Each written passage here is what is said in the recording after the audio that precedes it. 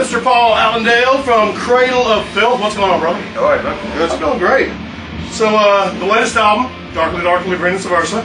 Tell me about the inspiration beyond that. It's based on the demon goddess Lilith, basically. But when we do albums, it's usually music stuff first. You know, so when we write, we have no idea what it's going to be. It's down to Danny at the end of the day. Right. You know? So what we tend to do is like everything gets written, all the orchestration gets done, pretty much. Say sort of just over 3/4 of the album gets finished, then it gets passed on to Dan, and then he just starts writing lyrics for it, and it comes up with concepts. When we're writing, we have no idea whether it's going to be a concept, what it's about, or lyrics, or nothing. I was actually going to ask one of my questions here: themes over the years and the range of themes that you've covered. From the last album with God's Feel and Devil's Thunder, going off Gilderay, yep, to now with Lilith, and also Lovecraftian themes that have been in the past. So all that ends up in Danny's hand to come up with a theme. Pretty much, yeah, because like we tend to like split everything up. We've got our own like jobs and such. Do you know what I mean? So like we deal with like the music side of it, and like so when we send stuff over to him, he'll say, "Oh, I've got this vocal idea, or this lyrical passage that I want to put down. The riff's not quite long enough. Can you extend it so I can write it in, or can you shorten it, or can you have an ending that goes kind of like this because I've got this like vocal idea I want to put in." So that's what we usually do. You don't do anything on the guitar that's really, I guess you could say, musically right. You don't follow any strict form or anything like that. No real scales or nothing. How did that come about? Because it comes out amazing, and I know if I tried the same thing, it sounds like shit. I don't know. To be honest, I can't expect. I just pick up and do it. You know, I don't know. You know, I've like, it's just. See, the thing is, when I first started playing guitar, I was playing guitar from like 14. You know, and at the time there was like all like the hair metal was fucking massive then, you know. Yeah. So it's just like all the guys I was hanging around with, they're all into like the latest reading list and all that crap, you know. And I was the only one that was playing Slayer stuff. And because I couldn't work stuff out from record, I just like started, right as soon as I picked the guitar up, I started like writing my own songs in the vein of the bands that I liked. So I've been kind of writing songs as soon as I picked the guitar up, basically. And I just took it from there. I didn't have any lessons as really such, no scales, nothing. I don't even know half of the fretboard. One of the things that kept you from playing on a constant basis is you're a martial artist. Yeah. Are you still training now? I haven't done it for about 1.5 years because of like relocating and stuff. But yeah, pretty much I'm going to get back into it. What type of forms? I started when I was 6 years old. I started traditional Waterloo karate, like traditional stuff. And like back then, it's just like we didn't have none of the like the health and safety. Right. You know, so basically we had like full-grown instructors beating out of the kids. Trust me, I'm 2 years younger than you are, and I was there myself. And yeah, so we went through that, and I stopped that for years. Then I went on to the form of like sport Waterloo karate, and we used to fight against all like the taekwondo guys and everything, which was good fun. And then from then, I went on to a style called Yosinkan. I'm familiar with that. And basically, it's traditional Shotokan mixed with judo, jiu-jitsu, aikido, and stuff like that. So we've done that. Then I went from, while I was doing that, I went on to like study the Chinese side of things. I went and done Wing Chun instead of 7-star praying mantis. Yep. To learn the Chinese power generation. So once that tweaked and the mechanics all worked and all slotted into place, I ended up taking that and the hard style of the Japanese stuff, and I mixed it all together. You know, set up like my own style. And I used to teach that privately. But the Yosinkan, there was myself and I think it was like 3 other instructors. We used to teach the local police force. Yeah. Which was good, and yeah, it just went up, and that was the last thing I was like training.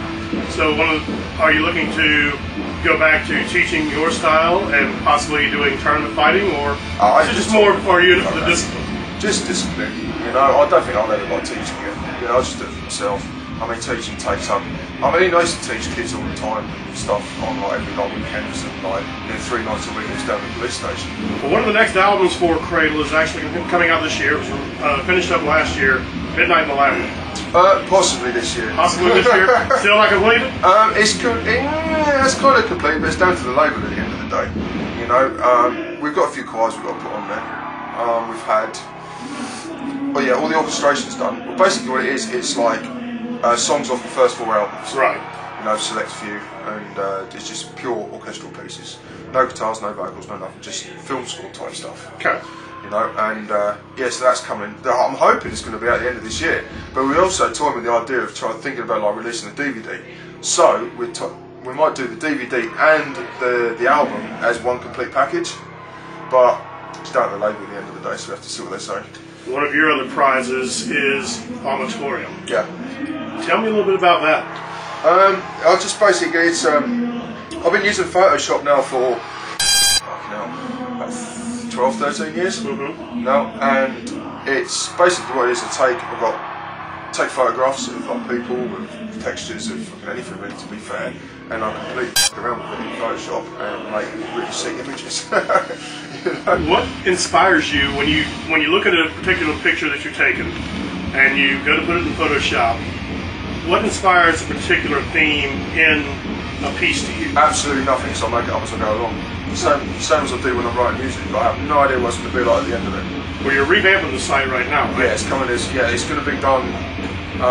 Hopefully towards the end of this month. You know, there's a whole new line of prints coming out. We're doing normal prints and metallic prints as well, which is really cool.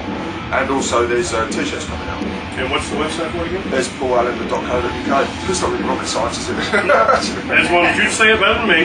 You have a couple pieces on there I'm really interested in. One of them is Nightmares. Yeah. And the other one I think is Romance. It's like a bouquet coming out of the darkness. You can just see just. Oh, you mean in Loving? Yes. Yeah. Beautiful piece. First time I saw it, it jumped off the screen at me. Oh, cool. And that's the one thing that I like about it is you're taking something that in any other aspect, if that was just a normal photograph, would be innocuous.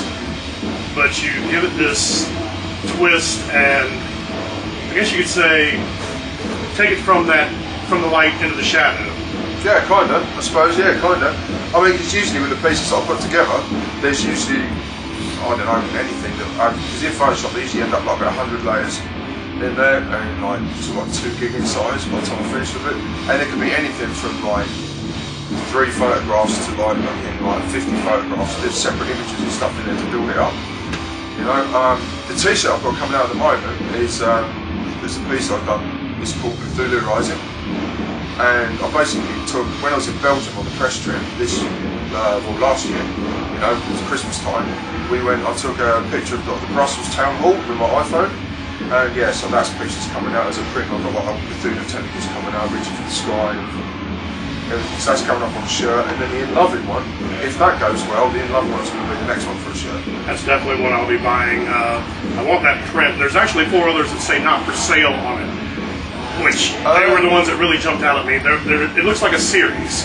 Yeah, they might be for sale this time around. That's only because like I put some of the stuff in there weren't for sale, so I had to control. Because like it was only just me doing it at the time, right? And I was getting these fucking orders coming. I was like, I said, no. You know, so I had to like put a cap on it. You know, but, so that will be this time now. Your next thing after you do get the release for Midnight in the Labyrinth, what's the future hold for that? Are you going to tour in support of that album, or are you going to go straight to? That's just like another release, just to, like, not just to put out, but we won't be touring for that. But what we'll be doing is towards the end of this year, we'll start writing the next album. We've already got some pretty cool ideas for it at the moment.